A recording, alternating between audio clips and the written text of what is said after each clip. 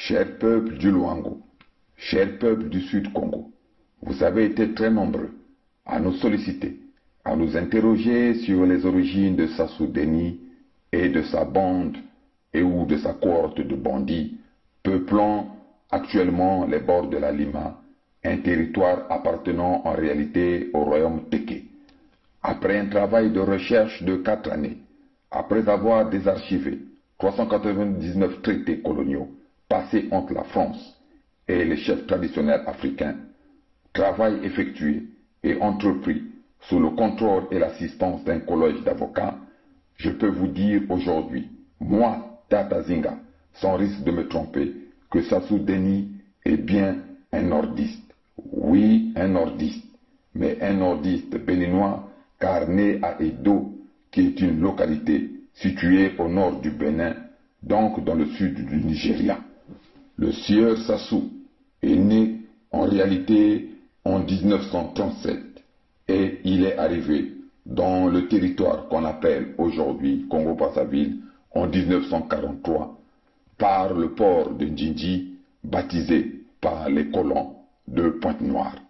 Étant ici fait observer que la première vague des déportés de l'Afrique de l'Ouest, comme ils avaient été nommés par les colonisateurs français et européens, est arrivée dans le nord de l'actuel Congo-Brazzaville en 1905. Cette vague était essentiellement composée de repris de justice, de bandits, de bébés noirs de l'époque dont la France ne voulait pas qu'ils puissent transmettre leur comportement déviant, leur comportement de malfrats aux populations dociles et travailleuses qui peuplaient l'Afrique de l'Ouest du début des années 1900. Sassou Deni a donc la nationalité congolaise, nationalité que nous savons a été voulue par la France comme celles et ceux qui peuplent le territoire appelé Congo-Brazzaville. Mais il est, à dire vrai, béninois. Vous connaissez donc que la nuance se situe dans la différence existant entre l'auxiliaire être et l'auxiliaire avoir. Si Sassou et les Mboshi étaient effectivement des Congolais, ils auraient servi et défendu les intérêts du peuple Congo, les intérêts de celles et ceux qui sont issus du grand peuple du Congo d'Antotela. Cependant, c'est parce que la première communauté Mboshi, arrivée sur le sol Téké, était composée de malfaiteurs que les Français et les Occidentaux, non contents de la volonté d'indépendance des Sud-Congolais, ont volontairement jeté les hommes qu'on qualifierait de nordistes béninois sur les hommes honnêtes et travailleurs du Sud-Congo. Cela depuis avril 1959.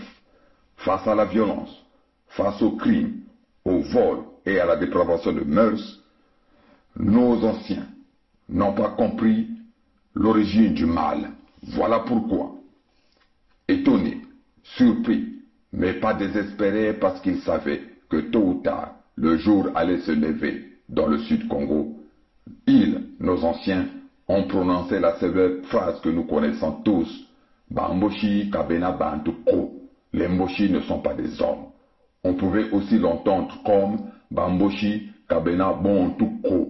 Donc, les Mboshi ne sont pas des Bantous. Les Mboshi n'ont pas de tête. Pour terminer, je vous dirai que les Mboshi sont bien des hommes. Les Mboshi ont bien une tête. Oui, ils sont des hommes et ils ont une tête. Mais ils sont configurés par les Occidentaux à faire le mal. Enfin, il faut le savoir, les Mboshi ne sont pas Luango compatibles. Ils ne sont pas non plus des Congo compatibles. Voilà pourquoi, bien que restant au service du monde noir, nous avons entre autres décidé de reprendre notre souveraineté les 7 juin 2020 et le 21 mars 2021. Vive le Luango souverain et insoumis. Vive la grande vallée du Niadi et les terres de Pangala souveraines et insoumis. Vive le royaume et chefferie unis d'Afrique qui tôt ou tard viendront à la suite du syndicat des dictateurs et criminels serviteurs de l'Occident nommé Union africaine.